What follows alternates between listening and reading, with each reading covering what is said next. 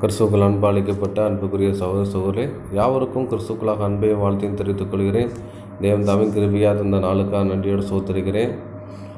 அன்புக்குரிய சகோதர சகோதரே, நம்ம தொடர் வேத பாடம் பாகமாக இயேசு கிறிஸ்துவின் 2ஆம் வரையும் உலகத்து முடிவுங்கிறதான தலைப்பின் கீழே மத்தேயு சுவிசேஷம் 24ஆம் அதிகாரத்தை தியானிச்சுக்கிட்டு இருக்கோம். இன்றைக்கி அதே அதிகாரத்தை நம்ம தியானிக்க போகிறோம். அதில் என்னென்னு பார்த்தீங்கன்னா, ஏற்கனவே இந்த போட்ட பாடத்தை திரும்பமாக பதிவிட போகிறோம். என்ன படம் பார்த்தீங்கன்னா, இயேசு கிறிஸ்துவின் 2ஆம் வருகை உலகத்து முடிவுங்கிறது 3ஆம் பாகம் போட்டிருப்போம். இந்த 3ஆம் பாகத்தில் ஆடியோ குவாலிட்டி கம்மியாக இருந்ததுனால சரியாக எல்லாராலும் கேட்க முடியல அப்படின்னு சொல்லியிருக்காங்க. அதில் நிறைய விஷயங்கள் நம்ம அதில் ஷேர் பண்ணியிருப்போம். உண்மைத்தன்மை நிறைய விஷயங்கள் நம்ம அதில் ஷேர் பண்ணியிருப்போம். அந்த உண்மைத்தன்மையை சிலரால் கேட்க முடியல. ஏன்னா அந்த ஆடியோ குவாலிட்டியும் அன்றைக்கி பேச முடிச்சுட்டு உடல்நிலை சரியான காரணத்தினால் அதனுடைய வாய்ஸுடைய இது சரியாக இருந்திருக்காது. அதனால் அந்த அந்த அந்த பாடத்தை இப்போ நம்ம யூடியூப் சேனல் டெலீட் பண்ணிக்கிற போகிறோம். அதுபோல் இன்றைக்கு 3ஆம் பாகத்தை பதிவிட போகிறோம். அதனால் நீங்கள் இந்த 3ஆம் அதிகாரத்தை கேட்காதவங்க கேளுங்க, கேட்டால் ரொம்ப பிரயோஜனமாக இருக்குதுன்னு பார்க்குறோம். இந்த பாடம் நம்ம இயேசு கிறிஸ்து 2ஆம் வருகையும் உலகத்து முடிவுங்கிறதான ஒரு அற்புதமான ஒரு பாடத்தை பார்த்துட்ருக்கோம். இந்த பாடத்தை கேட்டாலே எல்லா விஷயங்களும் நம்ம புரிஞ்சுக்கிறோம்னு பார்க்கும். ஹோல் பைபிளே இதில் உள்ளடக்கியதாகவும் இருக்குதுன்னு பார்க்குறோம். இந்த கடைசி காலத்தை சம்பவிக்கிறதையும் இந்த சப்ஜெக்டுக்குள்ளே உள்ளடக்கியதாக காணப்படுதுன்னு பார்க்குறோம். யாராட்டும் ஃபஸ்ட் டைம் இந்த பாடத்தை கேட்குறவங்களா இருந்தீங்கன்னா, ஏற்கனவே நாங்கள் ஒரு 8 பாகங்கள் வெளியிட்டிருக்கோம். அதனால் ஒவ்வொரு பாகத்தையும் அடிப்படையிலேருந்து நீங்கள் இப்போ கேட்டால் தான் உங்களுக்கு புரியுன்றது பார்க்குறோம். இந்த பாடங்கள்லேருந்து ஏதாவது சந்தேகங்கள் இருந்தால் நீங்கள் ஃபோன் பண்ணலாம். அதனால தான் டிஸ்பிளேலேயே அதில் நம்பர்ஸ்லாம் கொடுத்துருக்கோம். நீங்கள் ஃபோன் பண்ணி உங்களுடைய டவுட்டுகளை கிளியர் பண்ணலான்ட்டு பார்க்குறோம். சரி, அன்புக்குரிய சகோதரர்களே, நம்ம இந்த பாடத்தை பார்க்குற முன்னாடி ஒரு ஜெபம் செய்து விட்டு கடந்து செல்லலான்னு பார்க்குறோம். அன்பும் இறக்கும்போல் அன்பின் பரல பிதாவே, சோத்திரம் பிதாவே, இந்த மாலை சமூகத்துக்கான நன்றி சோத்திரம். இந்த மாலை வேலையில் இப்படிப்பட்டதான உங்களுக்கு ஒரு வேதப்படா கூட தந்த பின்னாடி சோத்திரம், தடைகளுமாச்சு எங்களுக்கு கூட்டி சேர்த்த பின்னாடி சோத்திரம் பிதாவே. பிதாவே, வேதத்தில் மறைந்திருக்கிறதான சத்தியங்களில் வெளிப்படுத்த தர முடியாது செபிக்கிற பிதாவே. தேவமே சோத்திரம் பிதாவே, பரிசுத்தாவின் பலத்தினால் இந்த சத்தியத்தை போதிக்கத்தக்க கர்த்தர் உதவி செய்ய முடியாது செபிக்கிற பிதாவே. இந்த கூட்டத்தை உரமாக கிரீசரை எல்லா சத்துருவளையும் நிர்மூலமாக்க முடியாது செபிக்கிற பிதாவே. யாரெல்லாம் பரலோக ராஜ்யத்துக்கு முன்குறித்தார்களோ அவர் முன்கொட்டவர்கள் சத்திய மார்க்கத்தை கேட்க கர்த்தர் உதவி செய்ய முடியாது செபிக்கிற பிதாவே. தொடர்ந்து சமூகம் தாழ்த்திற்கு ஒப்புவிக்கிறோம். இயேசு கிறிஸ்து நாம் ஜெயிக்கிறோம் ஜெயநாள் பிதாவே, ஆமேன். கிறிஸ்துக்கள் அன்பாளை கேவிட்டு அன்புக்குரிய சகோதரர்களே, நம்ம இன்றைக்கி எத்தனாவது அதிகாரம் பார்க்க போகிறோம் பார்த்தீங்கன்னா, மத்தேயு 24ஆம் அதிகாரத்தில் இப்போ 15ஆம் வசனத்தை நம்ம தியானிக்கலான்ட்டு பார்க்குறோம். வாசிக்கலாம். மத்தேயு 24:15. மத்தேயு எழுதின சுவிசேஷம் அதிகாரம் 24 வசனம் 15. மேலும் பாழாக்குகிற அருவருப்பை குறித்து தானியேல் தீர்க்கதரிசி சொல்லி இருக்கிறானே, வாசிக்கிறவன் சிந்திக்க கடவன். நீங்கள் அதை பரிசுத்த ஸ்தலத்தில் நிற்க காணும் போது. போதும். இன்றைக்கி 15ஆம் வசனம் பார்க்குறோம். மேலும் பாழாக்கு அருவருப்பை குறித்து தானியேல் தீர்க்கதரிசி சொல்லியிருக்கிறானே, வாசிக்கிற சிந்திக்க கடவன். இதை நீங்கள் பரிசுத்த ஸ்தலத்தில் நிற்க காணும் போதுன்னு சொல்லியிருக்கு. இப்போ பார்த்தீங்கன்னா, ஏற்கனவே இது தானியேல் அதிகாரத்தில் எழுதப்பட்ட விஷயங்கள். இதை எப்படி பார்த்தீங்கன்னா, அதாவது ஆண்டவராகிய இயேசு கிறிஸ்து மெசியா சங்கரிக்கப்படுற விஷயம், மெசியா வர்ற விஷயம் எல்லாத்தையும் சொல்லியிருப்பார். மெசியானா யார்? ஆண்டவராகிய இயேசு கிறிஸ்து. ஆண்டவராகிய இயேசு கிறிஸ்து அவர் செய்கிறதான விஷயங்களை தான் சொல்லியிருப்பார். அதை தான் இந்த மத்தேயு சுவிசேஷம் 24ஆம் அதிகாரத்தில் அவங்கள்ட்ட மென்ஷன் பண்ணி அவர் சொல்கிறாருன்னு பார்க்குறோம். அப்போ பார்த்தீங்கன்னா, நீங்கள் என்ன பண்ணுறோம் பார்த்தீங்கன்னா, நீங்கள் பரிசுத்த ஸ்தலத்தை நின்று இதை காணும் போதுன்னு இருக்கு. அப்போ அதை பாழாக்கிற அருவருப்பு குறித்து தானியேல் சொல்லியிருக்கிறாரேன்ட்டு இருக்கு. அப்போ பாழாக்கிற ஒருத்தன் ஒரு அருவருப்பான காரியத்தை குறித்து செய்வான்னு சொல்லப்பட்டிருக்கு. இதை நீங்கள் என்ன பரிசுத்த ஸ்தலத்தை நின்று நீங்கள் காணும் போது அப்படின்னு இருக்கு. அப்போ பரிசுத்த ஸ்தலம் என்றால் என்ன அப்படிங்கிறதான விஷயத்தை நம்ம படித்தோம்னா நம்ம புரிந்துக்கலான்னு பார்க்குறோம். அந்த பரிசுத்த ஸ்தலம் எதை அடையாளப்படுத்துன்னு பார்த்தீங்கன்னா, அது எருசலேமை அடையாளப்படுத்துன்னு பார்க்குறோம். அந்த எருசலேமில் தான் என்ன இருக்குங்க, தேவாலயம் இருக்குது. அந்த தேவாலயம் தான் பரிசுத்த ஸ்தலம். அங்கே தான் என்ன பண்ணான்னு பார்த்தீங்கன்னா, இந்த அருவருப்பான காரியத்தை செய்வான் என்று பார்க்குறோம். வாசிக்கலாம். மத்தேயு 4:5 வாசிக்கலாம். மத்தேயு எழுதின சுவிசேஷம் அதிகாரம் 4 வசனம் 5. அப்பொழுது பிசாசு அவரை பரிசுத்த நகரத்திற்கு கொண்டு போய் தேவாலயத்து உட்பிரகையின் மேல் அவரை நிறுத்தி போதும். இப்போ பார்த்தீங்கன்னா அந்த பரிசுத்த ஸ்தலம் எதை அடையாளப்படுத்து பார்த்தீங்கன்னா எருசலேமை அடையாளப்படுத்துது. அந்த பரிசுத்த ஸ்தலத்தில் தேவாலயம் எங்கள் தேவாலயத்தை சொல்லப்படுதுன்னு பார்க்கும். அப்போ பரிசுத்த ஸ்தலம்ங்கிறது அந்த எருசலேமில் உள்ள அந்த தேவாலயம் அப்படிங்கிறது சொல்லப்படுது. அப்போ அந்த தேவாலயத்தில் வந்து தான் இவன் என்ன செய்வான்னா அந்த அருவருப்பா காரியங்களை செய்வான் என்று பார்க்குறோம். அப்போ எங்கே வாசிக்கலாம்ன்று பார்க்கும்போது பார்த்தீங்கன்னா இது வந்துட்டு தானியலில் இது வாசிக்கலாம்னு பார்க்குறோம். தானியல் 9ஆம் அதிகாரத்தில் சொல்லப்பட்டிருக்கு, வாசிக்கலாம். தானியேல் அதிகாரம் 9 வசனங்கள் 25, 26, 27. இப்பொழுது நீ அறிந்து கொள்ள வேண்டியது என்னவென்றால், எருசலேமை திரும்ப எடுப்பித்து கட்டுகிறதற்கான கட்டளை வெளிப்படுவது முதல் பிரபுவாகிய மேசியா வருமட்டும் 7 வாரமும் 62 வாரமும் செல்லும். அவை இப்போ யார்கிட்ட சொல்லப்படுற பார்த்தீங்கன்னா தானியல்கிட்ட சொல்லப்படுறாரு. எருசலேமை திரும்ப எடுப்பித்து கிட்ட கால விஷயத்தை சொல்கிறான்னு பார்க்கும். ஏன்னா பாபிலோன் ராஜா வந்துட்டு என்ன பண்ணிட்டா பார்த்தீங்கன்னா இவங்க வந்துட்டு அடிமைத்தனத்தில் கொண்டு போயிடுறாங்க, அவங்க சிறையிருப்பில் வைக்கிறாங்க. அப்போ சிறையிருப்புலேருந்து அவர் என்ன ஆலயம் கட்டுற விஷயங்கள் அங்கே நடக்கும், அதை அனுமதி கொடுப்பாங்க அப்படின்னு சொல்லிட்டு அந்த விஷயத்தில் வந்து மெசியா வர்றது ஆண்டவராக இயேசு கிறிஸ்து வர்றதை குறித்தும் சொல்லப்பட்டிருக்கு. 7 வாரமும் 62 வாரம் செல்லுன்றது. இது வந்து 70 வாரம் தீர்க்க தரிசனம் சொல்லி ஒரு தீர்க்க தரிசனம் இருக்குது. அப்போ வந்துக்கிட்டு நீங்கள் பார்த்தீங்கன்னா அதை நம்ம படித்தோம்னா நம்மளுக்கு புரியும். இதுக்கு முன்னாடி 70 வாரம் தீர்க்க தரிசனம் பாடத்தில் அந்த டீட்டெயில்ஸ் பார்த்தீங்கன்னா இதில் ஒரு காலக்கணக்கு இருக்குது. அந்த காலக்கணக்கை வச்சு நம்ம பார்த்தா தான் புரியும்னு பார்ப்போம். இப்போ வந்து ஒரு மேலோட்டமாக பார்த்துட்டு போயிடுவோம். இதை வந்துட்டு இந்த 70 வாரம் தீர்க்க தரிசனம் ஒரு பாடத்தை மையமாக வச்சு இதை படித்தோங்கன்னா அந்த காலக்கணக்கை நம்ம புரிஞ்சுக்கலாம்னு பார்க்குறோம். சரி, தொடர்ந்து வாசிக்கலாம். வீதிகளும் அலங்கங்களும் மறுபடியும் கட்டப்படும், ஆனாலும் இடுக்கமான காலங்களில் இப்படியாகும். அந்த 62 வாரங்களுக்கு பின்பு மேசியா சங்கரிக்கப்படுவார், ஆனாலும் தமக்காக அல்ல, நகரத்தையும் பரிசுத்த ஸ்தலத்தையும் வரப்போகிற பிரபுவின் ஜனங்கள் அழித்து போடுவார்கள். அதன் முடிவு ஜல பிரவாகம் போல இருக்கும். முடிவு பரியந்தம் யுத்தமும் நாசமும் உண்டாக நியமிக்கப்பட்டது. அவர் ஒரு வாராளமும் அநேகருக்கு உடன்படிக்கையை உறுதிப்படுத்தி அந்த வாரம் பாதி சென்ற போது பலியையும் காணிக்கையையும் ஒழிய பண்ணுவார். அருவருப்பான சட்டைகளோடு பாழாக்குகிறவன் வந்து இறங்குவான்.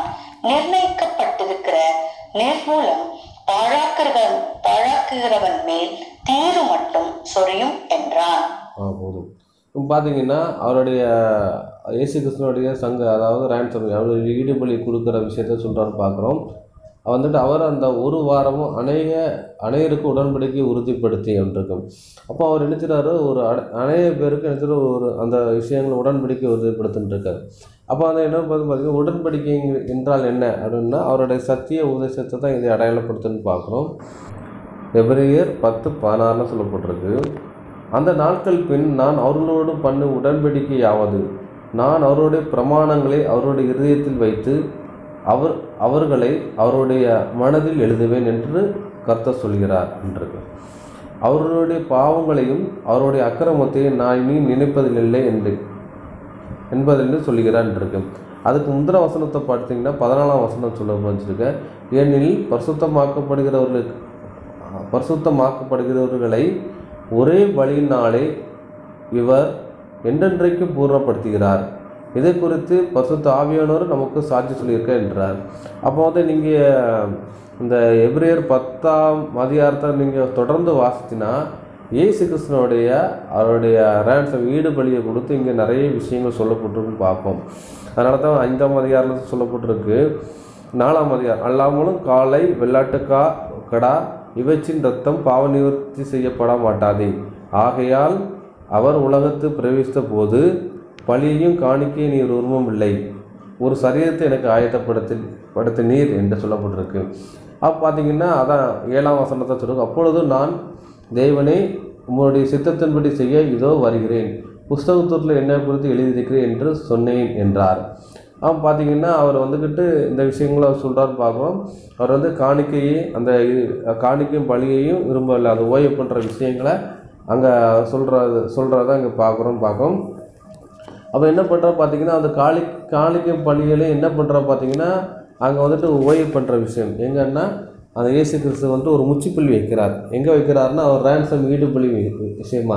அதனால தான் பார்த்தீங்கன்னா அவர் என்ன செய்கிறது, பலியையும் காணிக்கையும் ஒளிவு பண்ணுவார் அப்படின்ட்டுருக்காரு. அப்போ இயேசு கிறிஸ்து என்ன பண்ணுறாரு பார்த்தீங்கன்னா அவர் ரேன்சம் ஈடுபலியை கொடுக்கும் பட்சத்தில் சிலுவையில் உயிர் நிறுத்தம் போச்சில் எருசலேமில் தேவாலயம் 2ஆக கிழிக்கப்படுது. அவன் பார்த்தீங்கன்னா அந்த பரிசுத்தலத்துக்கு போகிறதுக்கு முன்னாடி திருச்சியில் இருக்கும். அங்கே யார் பார்த்தா பிரதான ஆசிரியர் மட்டும் தான் போக முடியும்.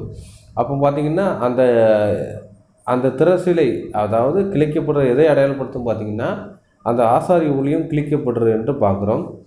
அடுத்தபடியாக பார்க்கும் பட்சத்தில் பார்த்தீங்கன்னா இயேசு கிறிஸ்துவ வந்துக்கிட்டு இந்த பிலாத்துக்கு முன்னாடி அவங்க ஜட்ஜ்மெண்ட்டுக்காக நிற்க வைக்கிறாரு, அவருக்கு சிலுவை ஒப்பு கொடுக்குறதுக்காக. அப்போ யூதனின் ராஜாவா அப்படின்னு சொல்லி கொஞ்சம் அவர் சொல்கிறார் ஆம் அப்படின்னு சொல்கிறாரு. நான் சத்தியத்துக்கு சாட்சி கொடுக்க வந்தேன் அப்படின்னு சொல்கிறாரு.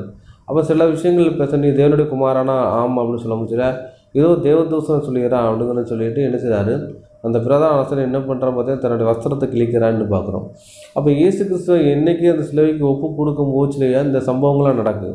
அவன் பார்த்தீங்கன்னா அங்கே வந்துக்கிட்டு பார்த்தீங்கன்னா அவருடைய ஆசாரி வஸ்திரம் கிழிக்கப்படுறது அப்படின்னா ஆசாரி ஊழியம் அங்கே எடுக்கப்படுறது.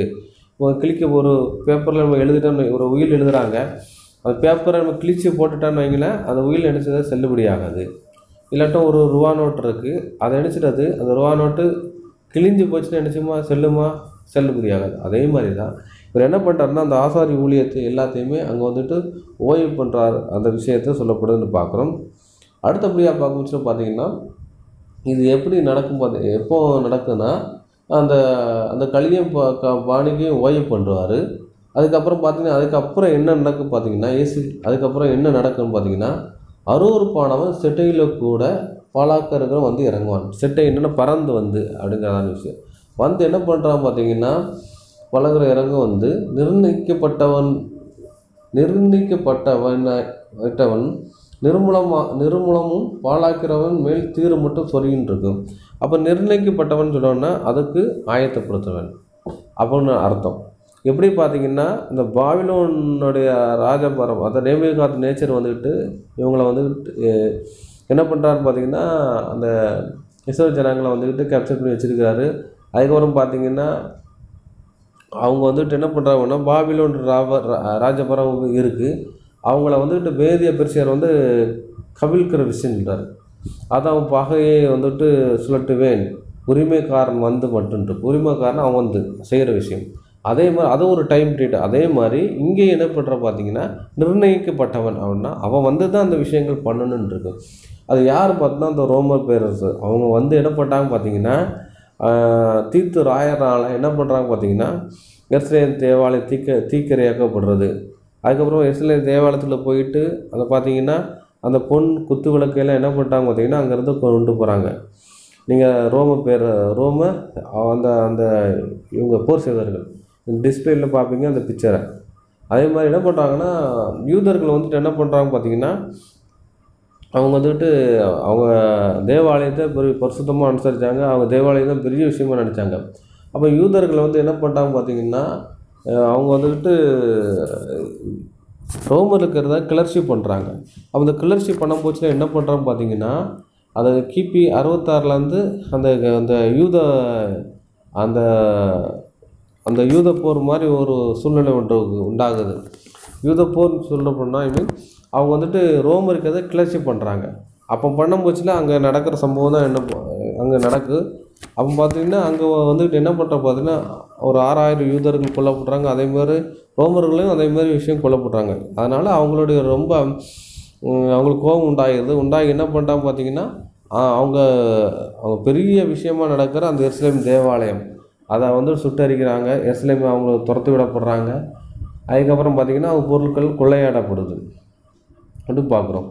அப்போ பார்த்தீங்கன்னா இதெல்லாம் எங்கெல்லாம் இது எங்கே அந்த விஷயங்கள் எங்கே இன்சிடெண்ட்டாக சொல்லப்படும் பார்த்திங்கன்னா ஏற்கனவே தீர்க்க தரிசனமாக சொல்லப்படுது.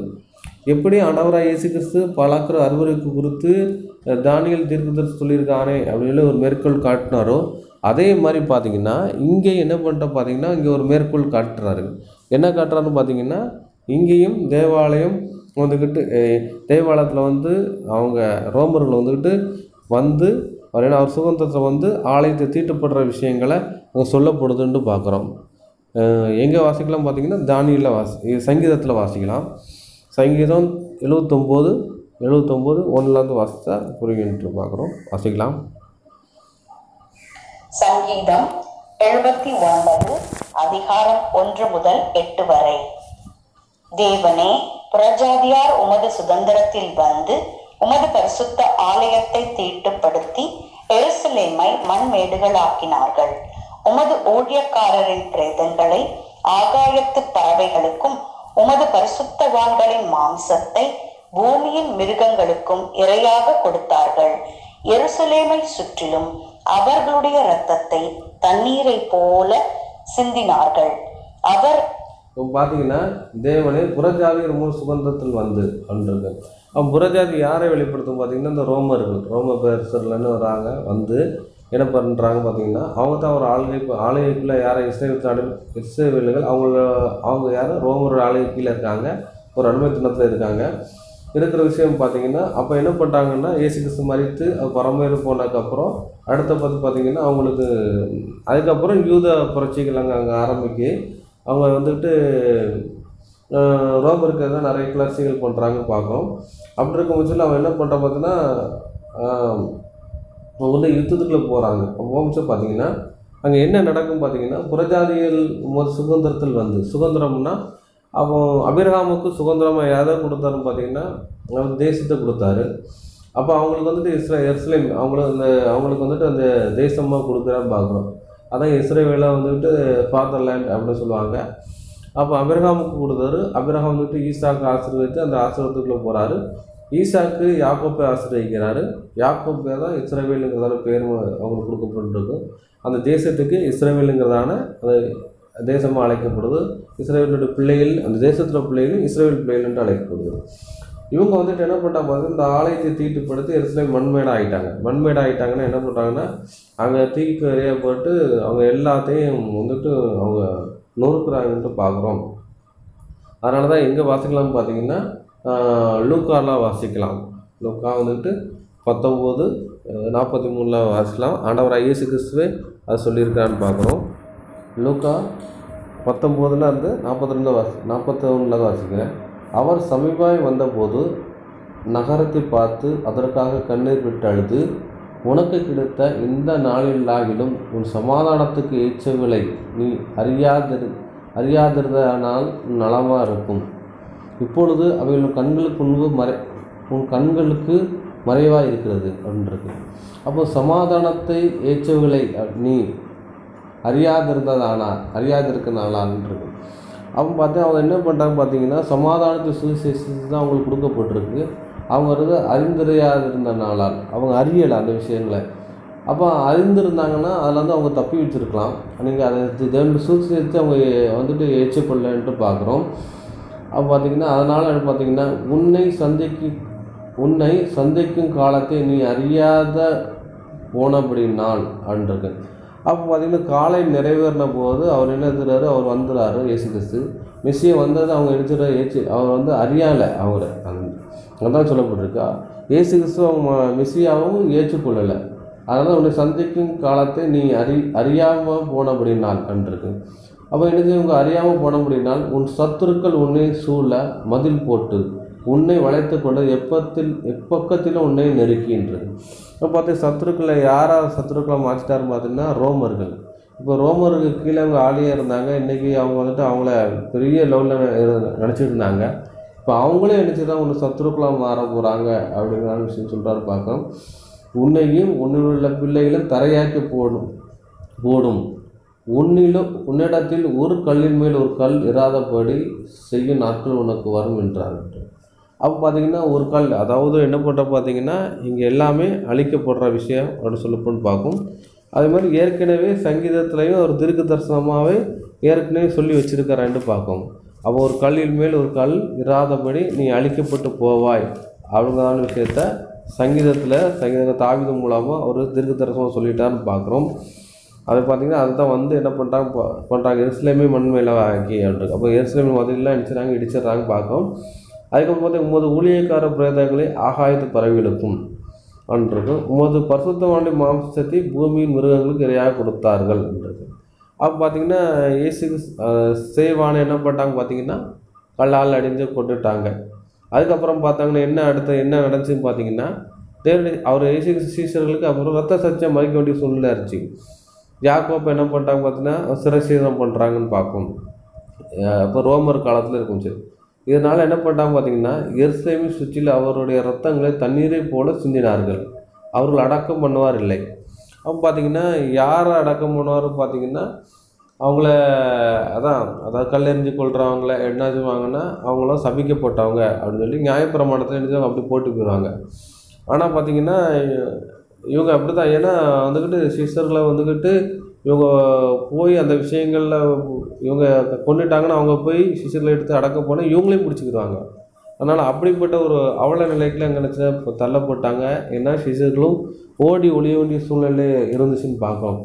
அந்த மாதிரி என்ன பண்ணிட்டாங்க ஒரு ஃப்ரீடம், செத்த பிரேதத்தை கூட அவங்களுக்கு அடக்கம் பண்ண அவங்களுக்கு செய்ய வேண்டிய மரியாதை கூட அங்கே செய்ய முடியாத சூழ்நிலையில் அங்கே காணப்பட்டார்னு பார்க்குறோம். அதுக்கு பார்த்து எருசலேமை சுற்றிலும் அவங்கள வந்து ரத்த சிந்தினார்கள். எங்கள் நிந்தையும் எங்கள் சுற்றுப்புறத்தாரே பிரயாசம் சக்கந்தமானோம் அப்படிங்கிறதான விஷயத்த சொல்கிறான்னு பார்க்குறோம். தொடர்ந்து வாசிங்க. அடக்கம் பண்ணுவாரும் இல்லை, எங்கள் அயலாருக்கு நிந்தையும் எங்கள் சுற்றுப்புறத்தாருக்கு பரியாசமும் சக்கந்தமும் ஆனோம். எதுவரைக்கும் கர்த்தாவே, நீர் என்றைக்கும் கோபமாயிருப்பீரோ? உம்முடைய எரிச்சல் அக்கினியைப் போல் எரியுமோ? உம்மை அறியாத ஜாதிகள் மேலும் உமது நாமத்தை தொழுது கொள்ளாத ராஜ்யங்கள் மேலும் உம்முடைய உக்கரத்தை ஊற்றிவிடும். அவர்கள் யாக்கோபை பட்சித்து அவன் குடியிருப்பை பாழாக்கினார்களே. பூர்வ காலத்து அக்கிரமங்களை எங்களுக்கு விரோதமாக நினையாதேயும். உம்முடைய இரக்கங்கள் சீக்கிரமாய் எங்களுக்கு நேரிடுவதாக. நாங்கள் மிகவும் தாழ்த்தப்பட்டு போனோம். பார்த்தீங்கன்னா இதுதான், அதாவது என்ன பண்ணுறாங்கன்னா ரோமர்கள் அடித்து இது பண்ணி அவங்க தேசத்துலேருந்து துரத்தி விட்டப்படுறாங்க. அவங்க என்ன பண்ண போகிறாங்க பார்த்தீங்கன்னா மிகுந்த ஒரு தாழ்வான ஒரு கீழே போகிறாங்கன்ட்டு பார்க்குறோம். அதனால தான் பார்த்திங்கன்னா அவர்கள் யாக்கோப்பை பட்சித்து அவர்களுடைய குடியிருப்பை பாழாக்கினார்கள்னு சொல்லி. அப்போ என்ன பண்ணிட்டாங்க குடியிருப்பை ஒரு பாழாக்கிற விஷயங்கள்லாம் சொல்லப்படுன்னு பார்க்குறோம். ஏன் அந்த குடியிருப்பு பாழாக்கப்படுறாங்கன்னு சொல்லி அதே சங்கீதத்தில் தான் சொல்லப்பட்டுன்னு பார்க்குறோம். 69ஆம் சங்கீதம் 24 வாசிக்கலாம். சங்கீதம் 69 வசனங்கள் 24 முதல் 28 வரை. உம்முடைய உக்கிரத்தை அவர்கள் மேல் ஊற்றும், உம்முடைய கோபாக்கினி அவர்களை தொடர்ந்து பிடிப்பதாக. அவர்கள் வாசஸ்தலம் பாழாக கடவது, அவர்களுடைய கூடாரங்களில் குடி இல்லாமல் போவதாக. பார்த்தீங்கன்னா அவருடைய உக்கிரத்தை அவர்கள் மேல் ஊற்றும், உங்களுடைய கோபாக்கி அவர் தொடர்ந்து பிடிப்பதாக. அவருடைய வாசஸ்தலம் பாழாக கடவதாக, அவருடைய கூடாரத்தை குடியிருப்பது போவதாக. கூடாரம் எங்கே போட்டாங்க இஸ்ரேல் தேசத்தில் அவங்க வந்து அவங்களிருந்து குடியிருக்க போகாமல் இருக்காதாக, அவங்க இல்லாமல் போவதாக அப்படிங்கிறதான விஷயத்த சொல்கிறான்னு பார்க்குறோம். ஏன் அப்படிங்கிறதான விஷயத்த அடுத்த வசனம் சொல்லுது. தேவரீர் அடித்தவனை அவர்கள் துன்பப்படுத்தி நீர் காயப்படுத்தினவர்களை நோக பேசுகிறார்களே. அக்கிரமத்தின் மேல் அக்கிரமத்தை அவர்கள் மேல் சுமத்தும், அவர்கள் உமது நீதிக்கு வந்தெட்டாதிருப்பார்களாக. ஜீவ புஸ்தகத்திலிருந்து அவர்கள் பேர் கிறுக்கப்பட்டு போவதாக. நீதிமான்கள் பேரோடே அவர்கள் பேர் எழுதப்படாதிருப்பதாக. போதும். அவன் அக்கிரமத்து மேல் அக்கிரமத்தை அவர்கள் மேல் சுமத்தும், அவர்கள் உமது நீதியை வந்தட்டாத இருப்பதாக. அப்போ அக்கரத்து மேலே அக்கரமும் சுமந்துருன்னா அவங்க என்ன பண்ணிட்டாங்கன்னா அக்கரத்து மேலே அக்கரம் இது பண்ணிட்டாங்க. ஏன்னா இயேசு கிறிஸ்துவை வந்து சிலுவையில் ஒப்பு கொடுத்ததும் யார் பார்த்தீங்கன்னா யூதர்கள் தான் ஒப்பு கொடுத்தாங்க. அதனால் அக்கிரமம் செஞ்சுட்டாங்க அப்படின்றது. உமது நீதியை அவங்கள வந்துட்டாத விடாதுன்னு. அப்போ நீதியின் பலன் என்னென்னா தேவனுடைய ராஜ்யம், பரலோக ராஜ்யம், அது சுதந்திரம். அந்த சுதந்திரத்தை உங்களுக்கு கொடுக்காதீங்க, ஏன்னா அக்கிரமம் பண்ணிட்டாங்க. ஜீவ புஸ்தகத்துலேருந்து அவங்க பேர் கிரிக்கப்படுவது போவதாக அப்படின்றது. அவங்க பார்த்தா இவங்க ஜீவ புஸ்தகத்தில் யார் பேர் இடம்னா நீதிமான் பேர் இருக்கும். அந்த நீதிமான பேரோடு இவங்க பேரை எழுதிடக்கூடாது அப்படின்ட்டு இருக்கும். பிதாக்கள் வரிசையில் இவங்க பேரக்கூடாது, ஏன்னா இவங்க வந்துட்டு அக்கிரமம் பண்ணிட்டாங்க அப்படின்ட்டு இருக்கும். ஏன் அக்கிரமம் பண்ணிட்டாங்க அப்படிங்கிறதான விஷயத்தை சொல்லும் பார்த்தீங்கன்னா 20ஆம் வசனம் சொல்லப்படுது. நிந்தை என் இருதயத்தை பிளந்தது, நான் மிகவும் வேதனைப்படுகிறேன் இருக்கார். இயேசு கிறிஸ்து சிலுவை மரணத்தை குறித்து சொல்கிறாரு. அவர் ரொம்ப வேதனைப்படுறாரு. எனக்காக பரிதவிக்கிற உண்டோ என்று காத்திருந்தேன் இருக்கார். அப்போ தான் இவருக்கு அந்த சிலுவை பக்கத்தில் பார்த்தீங்கன்னா யாரும் இல்லை, ஆனால் பரிதவிக்கிறவங்க இருக்காங்க. தூரத்தில் நின்று அவங்கள பார்த்து இயேசு கிறிஸ்துவனுடைய சிலுவை மரணத்துக்கிட்ட அழுகுறாங்க. அந்த மாதிரி சூழ்நிலை இருக்குது சொல்கிறாரு. காத்திருந்தேன், ஒருவனும் இல்லை. தேய்ச்சுவதற்காக காத்திருந்தேன், ஒருவனும் காணேன். என் ஆகாரத்திலே கசப்பு கலந்தது கொடுத்தார்கள், என் தாகத்துக்கு காடியை கொடுத்தார்கள் என்றார். அவங்க பார்த்தீங்கன்னா இதை யாருக்கு கொடுத்தாங்க பார்த்தா ஆண்டவராக இயேசு கிறிஸ்து தான் இதை பண்ணாங்க பார்க்கும். குடிக்கிற தண்ணி குடிக்கல, காடியில் அவங்களுக்கு வந்துக்கிட்டு ஈசோப்பினா முக்கியம் அவங்க கொடுத்தாங்கன்றது. அந்த அளவுக்கு என்ன சொன்னாங்க, கொடுமைப்படுத்தினாங்க. இது யார் இப்போ கொடுத்தான்னு பார்த்தீங்கன்னா அந்த இஸ்ரவேல் ஜனங்களை யூத ஜனங்கள். அதனால் அவங்களுக்கு ஒரு ஜட்ஜ்மெண்ட் பண்ணுறாருன்னு பார்க்கும். அது யார் மூலமாக பண்ணுறாருன்னு பார்த்தீங்கன்னா, யார் மூலமாக சிலுவை மரணத்தை ஒப்பு கொடுத்தாங்களோ அந்த ரோமர் மூலமாக, அந்த ரோமர் மூலமாக இவங்க தேசத்தில் வந்து துரத்தி விடப்படுறார்கள் என்று பார்க்குறோம். அதுக்கப்புறம் பார்த்தீங்கன்னா 24ஆம் அதிகாரம் மத்திய 24:15 பார்த்தா இப்போ 16 பார்க்க போகிறோம். வாசிக்கலாம். மத்தேயு எழுதின சுவிசேஷம் அதிகாரம் 24 வசனம் 16. யூதேயாவில் இருக்கிறவர்கள் மலைகளுக்கு ஓடி போக கடவர்கள். இவன் பார்த்தீங்கன்னா யூதேயாவில் இருக்கிறவர்கள் மலைக்கு ஓடி போக கடவர்கள் இருக்கு. அப்போ ஏன் மலைக்கு ஓடி போக கடவர்கள் பார்த்தீங்கன்னா சொல்லப்படுன்னு பார்க்குறான்.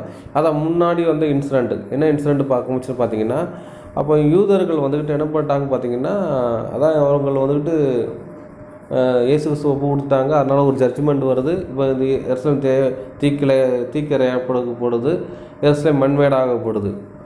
அதனால் என்ன பண்ணுறாங்க பார்த்தீங்கன்னா, நீங்கள் தப்பிச்சவங்க குலைச்சவன் என்ன பண்ணுறாங்க, அந்த ஊரை விட்டு ஓடுங்க, அப்போ தான் நீங்கள் தப்ப முடியும் அப்படிதான் விஷயம் சொல்கிறாரு. அப்போ யூதயா இருக்கிறவன் நீங்கள் மலைக்கு ஓடி போக கடவன் இருக்கு. அப்போ யூதயா யாரை அடையாளப்படுத்தினா, யூதர்கள் வளர்ந்த இடங்கள் யூதர்கள் அங்கே தான் வந்துட்டு அவங்க இருந்தாங்கன்னு பார்ப்போம். வாசிக்கலாம். அதுக்கப்புறம் பார்த்தீங்கன்னா கலிலேயான்னு இருக்குது. அங்கே கலிலேயா யார் இருக்குன்னா, இவங்க புறஜாதியரும் இஸ்ரவேலும் சம்பந்தம் கலந்து இருந்தாங்கன்னு பார்க்கோம். அந்த யூதேயாவில் இருந்த யூதர்கள் தான் ஆச்சாரியமாக இருக்காங்க. இவங்க தான் என்ன பண்ணிட்டாங்க பார்த்தீங்கன்னா, இவங்க வந்துட்டு இயேசு கிறிஸ்துவுக்கு ஒப்பு கொடுத்தப்பட்டவர்கள். அதனால் எனக்கு யூதேயாவில் இருக்க மலைக்கு ஓடி போயிருங்க, நீங்கள் தான் உங்களுக்கு ஜட்ஜ்மெண்ட் இருக்குது. குறிப்பாக என்ன பண்ணிட்டாங்க பார்த்தீங்கன்னா, யூதர்களை வந்துட்டு கண் வைத்து என்ன பண்ணிட்டாங்க பார்த்தீங்கன்னா, ரோமர்கள் வந்துட்டு அவங்கள இது பண்ணான்னு பார்க்குறோம். வாசிக்கலாம். யோவான் 7:1 வாசிக்கலாம். யோவான் எழுதின சுவிசேஷம் அதிகாரம் 7 வசனம் 1.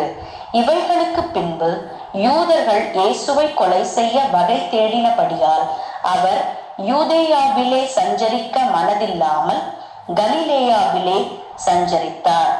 இப்போ வந்து யூதேயாவிலேருந்து எழுதுகிற சஞ்சரிக்க மனதில்லாமல் கலிலேயாவில் சஞ்சரித்தார்.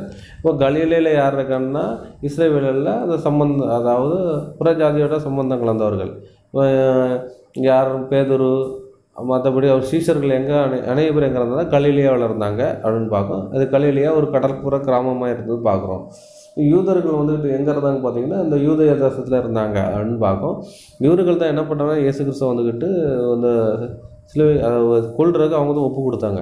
அதனால் என்ன பண்ணிட்டாங்க பார்த்தீங்கன்னா, அவர்களே சிலுவையில் ஒப்பு கொடுக்க முடிச்சு சொல்லுவார், இவரோட ரத்தப்புள்ளி எங்கள் மேலும் எங்கள் பிள்ளைகள் மேலும் சுமரட்டும் அப்படின்ட்டு இருக்காங்க. அதனாலே என்ன பண்ணிட்டாங்க பார்த்தீங்கன்னா, அவங்கள வந்துட்டு துரத்தி விடப்பட்டு அது அவங்கள இது பண்ணுறாங்கன்னு பார்க்குறோம். அடுத்தபடியாக பார்க்க பார்த்தீங்கன்னா, அன்புக்குரிய சகோதரர்களே, அப்போ யூதேயாவில் இருக்கிறவன் மலைக்கு ஓடி போகன்னு இருக்கும். அப்போ யூதேயா யாரை அடையாளப்படுத்துவது, இஸ்ரவேலில் மேல் உள்ள ஒரு ஜனங்களை அடையாளப்படுத்தும் பார்க்கும். இப்போ என்ன பண்ண அந்த யூத ஜனங்களை என்ன பண்ணுறாங்கன்னா, மலைக்கு ஓடி போக கடவர்கள். மலைங்கிறது எதை அடையாளப்படுத்துனா, அவர் ராஜ்யத்தை அடையாளப்படுத்துன்னு பார்க்குறோம். பெரிய பெரிய ராஜ்யத்தை இதை அடையாளப்படுத்துன்னு பார்க்குறோம். எங்கே வாசிக்கலான்னு பார்த்தீங்கன்னா, பர்வதம் எதை அடையாளப்படுத்த, பெரிய ராஜ்யங்களை அடையாளப்படுத்தணுன்ட்டு பார்க்குறோம். வாசிக்கலாம். எரேமியா 51 வாசிக்கலாம். 25. இதோ பூமியை எல்லாத்தையும் கெடுக்கிற கேடான பர்வதமே, உனக்கு விரோதமாய் வந்து அப்படின்னு சொல்லப்பட்டிருக்கு. அப்போ அது இதோ பூமியை எல்லாத்தையும் கெடுக்கிற கேடான பர்வதமேன்னு இருக்கு. அப்போ பார்த்திங்கன்னா கேடான பருவதம்னா மலைன்னு இருக்குது. இப்போ எதை சொல்கிற எதை மென்ஷன் பண்ணி தீர்க்க தரிசனம் சொல்ல போகிறோம்னா கேடான பருவதமே. அப்போ பருவதம்னா உயர்ந்த ஸ்தலத்தில் இருக்கிற ஒரு நாட்டை தான் இங்கே சொல்லப்படுதுன்னு பார்க்குறோம். அப்போ பார்த்திங்கன்னா இதுதான் சொல்லப்படுது. அப்போ இங்கே பர்வதம் எதை அடையாளப்படுத்தி அங்கே தீர்க்க தரிசனம் சொல்லினா ஒரு பெரிய நாடை அடையாளப்படுத்துன்னு பார்க்கும். அதே மாதிரி சொல்கிறாரு, இங்கே பூமியை எல்லாத்தையும் கெடுக்கிற கெடான பருவதை நான் உனக்குறவும் வந்து என் கையை உனக்குறவும் நீட்டி உன்னை கல்மனையிலேருந்து உருட்டி உன்னை எரிந்து போன பர்வதமாக்கி போடுவேன் என்று எரிந்து போன பர்வதமாக்கி போடுவேன் என்று கர்த்தர் சொல்கிறார். பர்வதங்கிறது எதை அடையாளப்படுத்தினா உயர்ந்த ஒரு நாட்டை அடையாளப்படுத்துன்னு பார்க்கும். ஏற்கனவே நம்ம பார்த்துருக்கோம். அப்போ பர்வதம்னா எல்லா இடத்துல இருந்து பார்த்தாலே ஒரு தெரிகிற விஷயந்தான் பர்வதம் என்று அழைக்கப்படுது. அதே மாதிரி தான் சொல்லப்படுதுன்னா பர்வதம் எதை அடையாளம்னா ஒரு உயர்ந்த ஸ்தானத்தில் இருக்கிற விஷயத்தை தான் இதை அடையாளப்படுத்துதுன்ட்டு பார்க்குறோம். வாசிக்கலாம், இல்லை சகரியாவில் கொடுத்து சொல்லப்பட்டு பார்க்கலாம் பர்வத்தை குறித்து. சகரியா 4:7. பெரிய பர்வதமே நீ எம்மாத்திரம், செருபாபேலுக்கு முன்பாக நீ சமபூமியாவாய், தலைக்கல்லை அவன் கொண்டு வருவான் அதற்கு. அப்போ அது என்ன, பர்வதமே செருபாபேலுக்கு முன்பாக நீ எம்மாத்திரன்னு இருக்கும். அப்போ பர்வதங்கிறது ஒரு பெரிய நாடு. பெரிய நாடாக இருந்தாலும் என்ன பண்ணோம்னா நீ செருபாபேலுக்கு முன்னால் சமபூமி ஆவான்னு சொல்லப்படுது. அப்போ பர்வதம் எதை அடையாளப்படுத்தும் பார்க்கும்போது பெரிய பெரிய ராஜ்யம் அடையாளப்படுத்தும் பார்க்கும். அந்த ராஜ்யங்களுக்கு என்ன பண்ணுவோம் பார்த்தீங்கன்னா இவங்க ஓடிப்போ கடவை, நீ உயிர் மேலே ஆசை இருந்தால் நீ இங்கே இருக்கக்கூடாது, ஓடிப்போ கடவை அப்படிங்கிறதான விஷயத்த ஆண்டவர் இயேசு கிறிஸ்து சொல்கிறான்னு பார்க்கும். அதே மாதிரி என்ன பண்ணுறான்னு பார்த்தீங்கன்னா அவங்க ஒரு ஓடி போனாங்க அப்படிங்கிறான விஷயம் சொல்லப்படுதுன்னு பார்க்குறோம். இதுக்கு முன்னாடியே பார்த்தீங்கன்னா ஒரு தீர்க்க தரிசனமாக சொல்லப்பட்டிருக்கு. ஏன்னா தேவன் இது எதர்ச்சியாகவே நடக்கலை. இஸ்ரேல் ஜனங்களுக்கு நடக்கும் ஒவ்வொரு இன்சிடெண்ட்டுமே தீர்க்க தரிசனம் மூலமாக அவங்க சொல்லி வச்சுருக்கான்னு பார்க்கும்.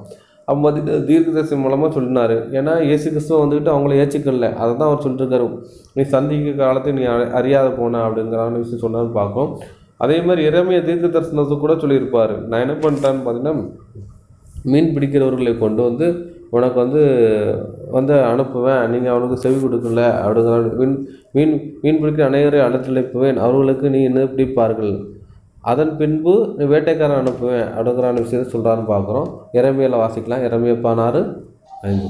எரேமியா அதிகாரம் 16 வசனங்கள் 15 மற்றும் 16.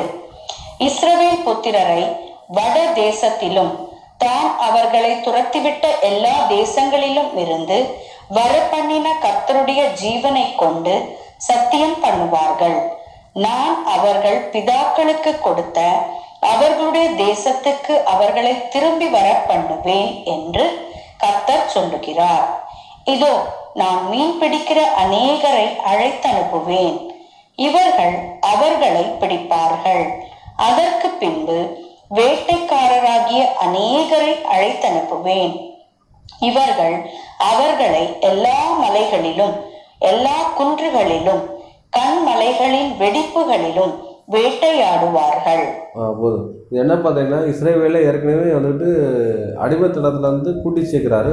கூட்டி சேர்த்து தேசத்தில் வைக்கிறாரு. வச்சதுக்கு அப்புறம் அவர் இதோ நான் மீன் பிடிக்கிறவங்கள அனைவரை அனுப்புவேன் இருக்காரு.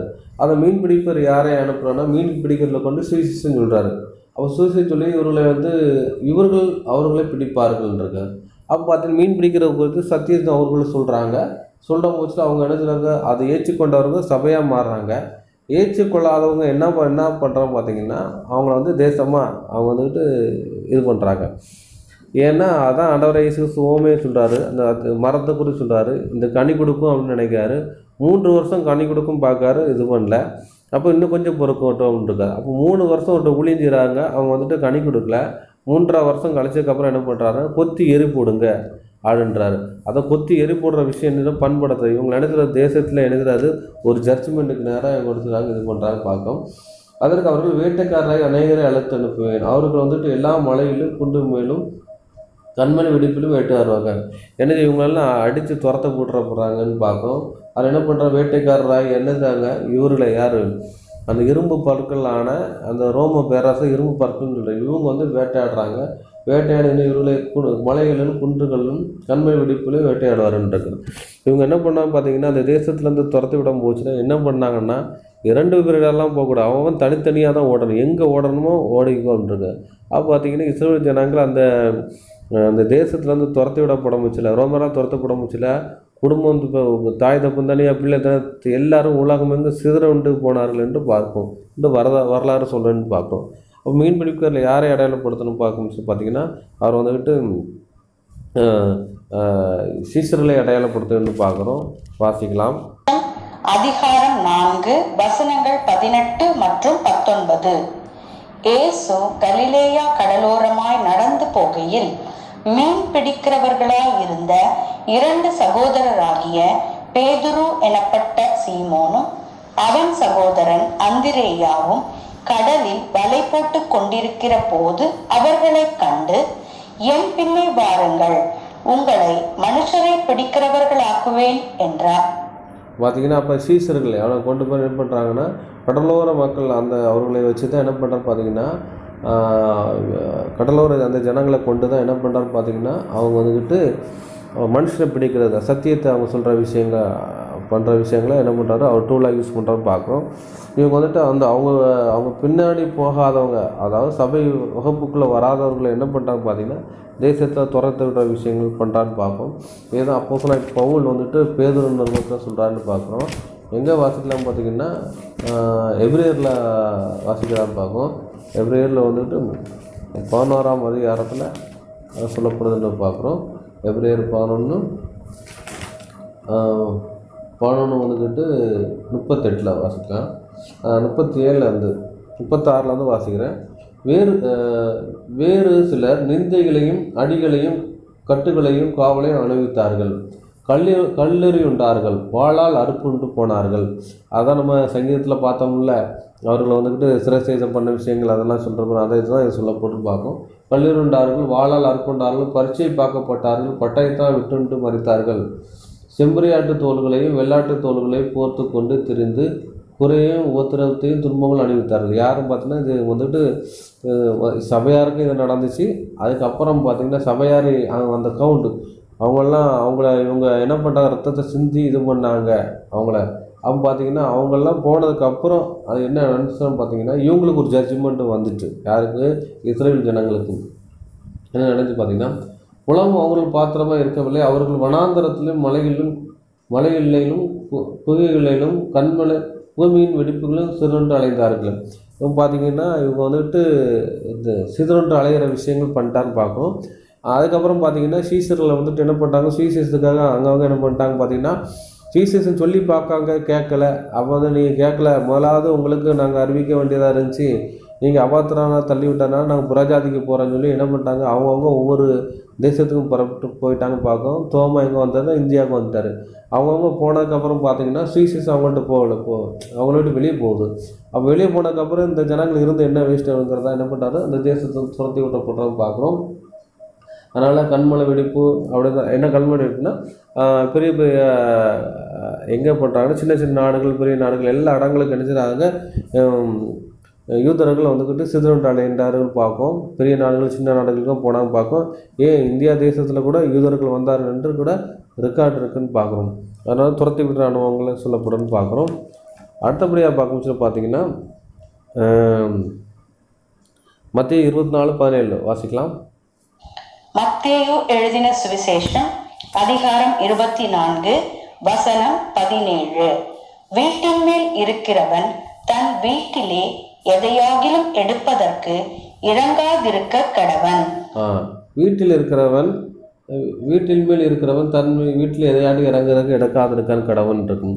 அப்போ வீட்டில் மேல் இருக்கிறது எதை அடையாளப்படுத்துங்க பார்க்கும் பார்த்தீங்கன்னா அது வந்துக்கிட்டு ஒரு மேலான ஒரு அனுபவத்தை அதை அடையாளப்படுத்தணும். அப்போ மேல் வீடு அதுங்கிறது எதை அடையாளப்படுத்தணும் பார்த்தீங்கன்னா மேல் வீட்டில் கடைசியாக ஆண்டவராக இயேசு கிறிஸ்து ஒரு பஸ்காவை ஆசீர்வதிக்கிறாரு. பஸ்காவை ஆசீர்வதித்து அவங்களுக்கு கொடுக்குறாருன்னு பார்ப்போம். இதுதான் நீங்கள் வந்து நினைவு கூறுற விஷயமா நீங்கள் செய்யுங்கள் அப்படிங்கிறதான விஷயம் சொல்கிறான்னு பார்ப்போம். லூக்கா 22:11 மேல் வீட்டோட அனுபவத்தை குறித்து சொல்லப்படுன்னு பார்ப்போம். லூக்கா எழுதின சுவிசேஷம் அதிகாரம் 22 வசனங்கள் 11, 12 மற்றும் 13. அந்த வீட்டெஜமானை நோக்கி, நான் என் சீஷரோடு கூட பஸ்காவை புசிக்கிறதற்கு தகுதியான இடம் எங்கே என்று போதகர் உம்மிடத்திலே கேட்கச் சொன்னார் என்று சொல்லுங்கள். அவன் கம்பளம் முதலானவைகள் விரித்திருக்கிற மேல் வீட்டில் உள்ள ஒரு பெரிய அறையை உங்களுக்கு காண்பிப்பான். அங்கே ஆயத்தம் பண்ணுங்கள் என்று சொல்லி அனுப்பினார். அவர்கள் போய் தங்களிடத்தில் அவர் சொன்னபடியே கண்டு பஸ்காவை ஆயத்தம் பண்ணினார்கள். இந்த பஸ்காவை அங்கே ஆயத்தம் பண்ணுறான்னு இருக்கு. அந்த பஸ்கா யாரை அடையாளப்படுத்தும்? ஆண்டவராகிய இயேசு அடையாளப்படுத்தும் பார்க்கும். நமக்காக பஸ்காவை கிறிஸ்து பலியிடப்பட்டாரே என்று சொல்லப்பட்டிருக்கும் பார்க்கும். அப்போ இந்த மேல் வீட்டினுடைய அனுபவம் எதை அடையாளப்பட்டிருக்கும் பார்க்கும் போச்சு பார்த்தீங்கன்னா, அது வந்து ஒரு பஸ்காவை இது ஒரு அடையாளப்படுத்துது. அதாவது என்னுடைய ராபோஜனத்தை இதை அடையாளப்படுத்துது என்று பார்க்குறோம். அடுத்தபடியாக பார்க்குறதுல அந்த மேல் வீட்டு அனுபவம் எதை அடையாளப்படுத்துன்னு பார்க்கும் போச்சு பார்த்தீங்கன்னா, அது வந்து மேல் வீட்டு அனுபவங்கிறது ஒரு ஜெப ஜீவியத்தை ஒரு அடையாளப்படுத்துது என்கிறான விஷயங்கள் பார்க்குறோம். அப்போஸ்தலர்கள் 1ஆம் அதிகாரம் 13ஆம் வசனத்தை வாசிக்கலாம். அப்போஸ்தலர் நடபடிகள் அதிகாரம் 1 வசனங்கள் 13, 14 மற்றும் 15. அவர்கள் அங்கே வந்தபோது மேல் வீட்டில் ஏறினார்கள். அதில் பேதுருவும் யாக்கோபும் யோவானும் அந்திரேயாவும் பிலிப்பும் தோமாவும் பர்தலோமேயும் மத்தேயும் அல்பேயுவின் குமாரனாகிய யாக்கோபும் செலாத்தே எண்ணப்பட்ட சீமோனும் யாக்கோபின் சகோதரனாகிய யூதாவும் தங்கியிருந்தார்கள். இப்போ என்ன பண்ண பார்த்தீங்கன்னா, இந்த மேல் வீட்டு அறை அது எதை அடையாளப்படுத்தும் பார்க்க பார்த்தீங்கன்னா, அந்த மேல் வீட்டு அறையில் பஸ்காவை ஆசிரிச்சாங்களா அந்த மேல் வீடும் இந்த மேல் வீடும் ஒன்று அப்படிங்கிறதான விஷயம் சொல்கிறான்னு பார்ப்போம். இந்த வீடு வந்துட்டு மார்க்குக்கு சொந்தமானது வீடுங்கள் அப்படின்னு சொல்கிறாங்க பார்ப்போம். ஏன்னா ஒரு சீசனுக்காக ஒரு சொந்தப்பட்ட வீடு தான் அந்த வீடு அப்படிங்கிற விஷயம் சொல்லப்படுதுன்ட்டு ஆராய்ச்சியாரும் சொல்கிறான்னு பார்ப்போம்.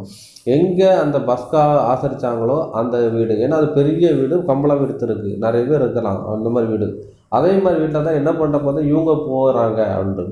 அங்கே போய் 120 பேர் சிஷ்யர்கள், அவங்க 120 ஏறக்குறைய 120 பேர் அங்கே இருந்திருக்காங்க. அங்கே போய் என்ன பண்ணுறாங்க, ஒரு காத்திருக்காங்க. அங்கே வந்து ஒரு ஜெப ஜீவியத்தை தரிக்கித்திருக்காங்கன்னு பார்க்கும். ஏன்னா இயேசு கிறிஸ்து வந்துட்டு என்ன பண்ணுறாருன்னா, இயேசு கிறிஸ்து சிலுவையில் அரைஞ்சிட்டாங்க. அவர் சீசருக்கு அங்கே ஒவ்வொருத்தரும் வந்தனால எல்லோரும் பயந்து போய் என்ன செய்கிறாங்க, அங்கே ஒரு இடத்துல கூடியிருக்காங்க. எங்கே அந்த ஒரு இடம் எதை அடையப்பட்டுனா மேல் வீட்டார் எப்படி மேலே பஸ்கா வாசித்தாங்களோ அதே இடம் தான் இது என்று சொல்லப்படுறாங்க. இப்போ வந்துட்டு அந்த மேல் வீட்டாரை எதை அடையப்பட்டுனா ஒன்று பஸ்காவை, அதாவது இயேசு கிறிஸ்துவோடைய ரசமை ஈடுபடிய வந்துட்டு அனுசரிக்கிற இடமா காணப்படுதுன்னு பார்ப்போம். பின்னாட்கள் அவங்க சீசர்கள் அதை அனுசரித்தாங்க பார்ப்போம். சீசர்கள் நினச்சாங்க, நம்மளும் அனுசரிச்சுட்டு இருக்கோம். அடுத்த மேல் வீட்டாரை என்னன்னா ஒரு ஜெப ஜீவியத்தை அதை அடையாளப்படுத்தின்னு பார்க்குறோம். தொடர்ந்து வாசிக்கலாம். அங்கே இவர்கள் எல்லோரும் ஸ்திரீகளோடும் இயேசுவின் தாயாகிய மரியாளோடும் அவருடைய சகோதரரும் கூட ஒருமனப்பட்டு ஜெபத்திலும் வேண்டுதலிலும் தரித்திருந்தார்கள். அந்நாட்களிலே சீஷர்கள் ஏறக்குறைய 120 பேர் கூடியிருந்த போது அவர்கள் நடுவிலே பேதுரு எழுந்து நின்று, இப்போ இதை அடையாளப்படுத்தும் பார்த்தீங்கன்னா, அந்த சீசர்கள் வந்து அந்த தான் ஒருமனப்பட்டு கூடியிருக்காங்க, ஜெபத்தில் தரித்திருக்கிறாங்க, அதை அடையாளப்படுத்தும் பார்க்கும். அப்போ மேல் வீட்டரை முதல்ல எதை அடையாளப்படுத்தினா அதாவது அவருடைய ராபோஜனம் அதுங்கிறான விஷயத்தை அடையாளப்படுத்தணும் பார்க்குறோம். அடுத்தது மேல் வீட்டு அறை எதுன்னா ஒரு ஜெப ஜீவியத்தை அடையாளப்படுத்தணும் பார்க்கும். அடுத்தது அதே அந்த இடத்துல இருக்க முடிச்சு தான் என்ன பண்ணுறாங்க, ஒரு பரிசுத்த ஆவி பெற்றுக்கொண்டார்கள் என்று பார்க்குறோம். அப்போ வந்துட்டு அந்த மேல் வீட்டு அனுபவம் எதை அடையாளப்படுத்தினா ஒரு பரிசுத்த ஆவி பெற்றுக்கொள்கிற அனுபவத்தை அடையாளப்படுத்துன்னு பார்க்குறோம். வாசிக்கலாம். அப்போஸ்தலர் 2:1-4 வாசிக்கலாம். அப்போஸ்தலர் நடபடிகள் அதிகாரம் 2 வசனங்கள் 1 முதல் 4 வரை. பெந்தகோஸ்தே என்னும் நாள் வந்தபோது அவர்கள் எல்லோரும் ஒருமனப்பட்டு ஓரிடத்திலே வந்திருந்தார்கள். அப்பொழுது பலத்த காற்று அடிக்கிற முழக்கம் போல வானத்திலிருந்து சடுதியாய் ஒரு முழக்கம் உண்டாகி அவர்கள் உட்கார்ந்திருந்த வீடு முழுவதையும் நிரப்பிற்று. அல்லாமலும் அக்கினிமயமான நாவுகள் போல பிரிந்திருக்கும் நாவுகள் அவர்களுக்கு காணப்பட்டு அவர்கள் ஒவ்வொருவர் மேலும் வந்து அமர்ந்தது. அவர்கள் எல்லோரும் பரிசுத்த ஆவியினாலே நிரப்பப்பட்டு ஆவியானவர் தங்களுக்கு தந்தருளின வரத்தின்படியே வெவ்வேறு பாஷைகளிலே பேசத் தொடங்கினார்கள். போதும். இவங்க எல்லாரும் ஒரு இடத்துல கூடியிருக்காங்கன்னு பார்க்குறோம். அந்த ஒரு இடம் கூடியிருந்த இடம் அநேகமாக இது மேல் வீட்டு அறையாக இருக்கிறதுக்கு தான் வாய்ப்பு இருக்குதுன்னு பார்க்குறோம்.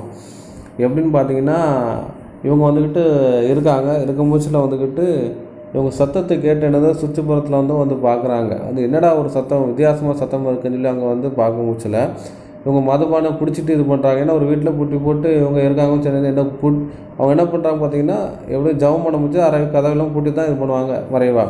ஏன்னா சபைகள் வந்துக்கிட்டு அங்கே வந்துக்கிட்டு சுதந்திரமாக ஆராதிக்க முடியல, ஜெபம் பண்ண முடியல. அப்படி இருக்கும்போது அவங்க என்ன பண்ணுறாங்க, அவங்க அந்த அவங்க அறையில் இருக்காங்க. இருக்கும்போது இந்த விஷயம் நடக்குது.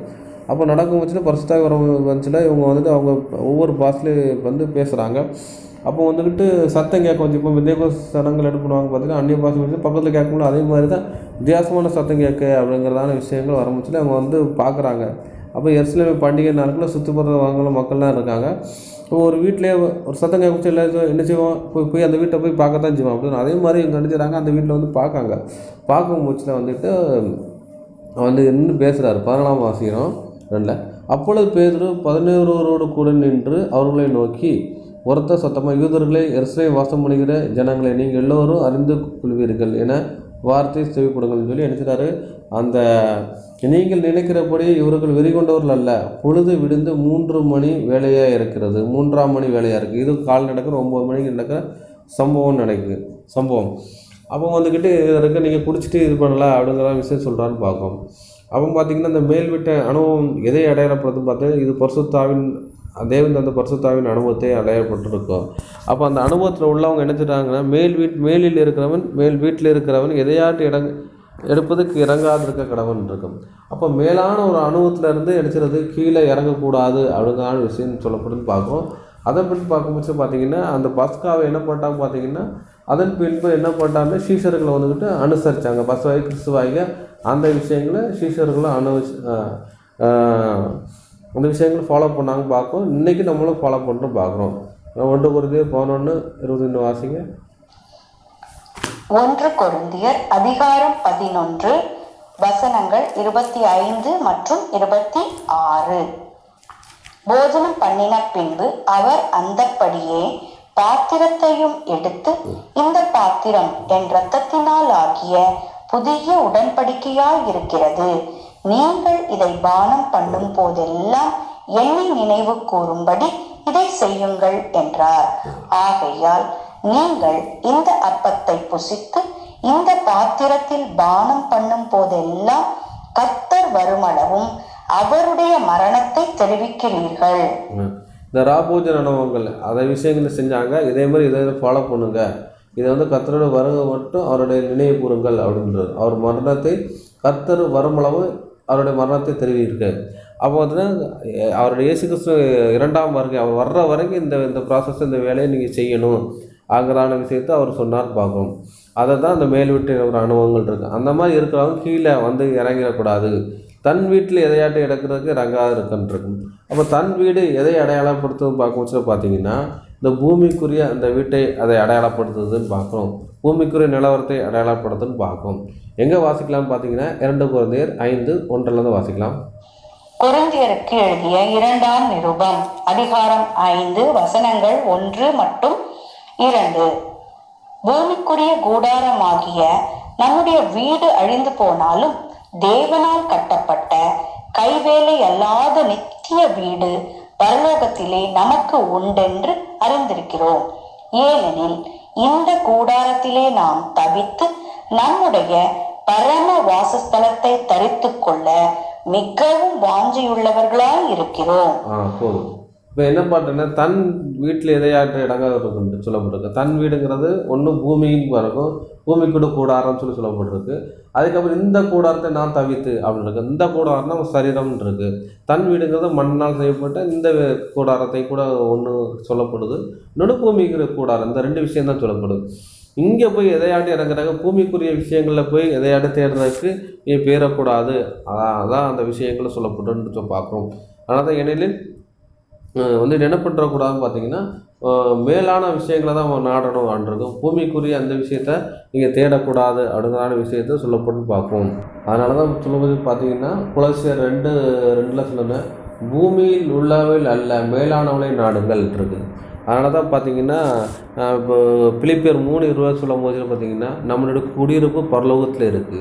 அப்போ மேலான ஒரு அனுபவம் அப்படிங்கிறதான அதுக்கு கீழான ஒரு அனுபவம் அப்படி கீழ்னா வீட்டில் கீழுங்கிறது பூமிக்குரிய காரியங்கள். அதை என்னது அதை எடுப்பதுக்கு இறங்காத இருக்கணும். பூமிக்குரிய காரியத்துக்கு வந்துடக்கூடாது. மேலே காரியங்கள் அதாவது நம்மளுடைய குடியிருப்பு பரலோகம், அதாவது நம்மளுடைய கண்களை எங்கே இருக்கணுமா பரலோகத்துக்கு நேராக ஏறெடுக்கணும் அப்படிங்கிற விஷயம் சொல்லப்படுன்னு பார்க்குறோம். அடுத்தபடியாக வாசிக்கலாம் நூறு சகோதரர்களே. மத்தேயு 24:18 வாசிக்கலாம். அடுத்தது மத்தேயு எழுதின சுவிசேஷம் அதிகாரம் 24 வசனம் 18. வயலில் இருக்கிறவன் தன் வஸ்திரங்களை எடுப்பதற்கு திரும்பாதிருக்க கடவன்.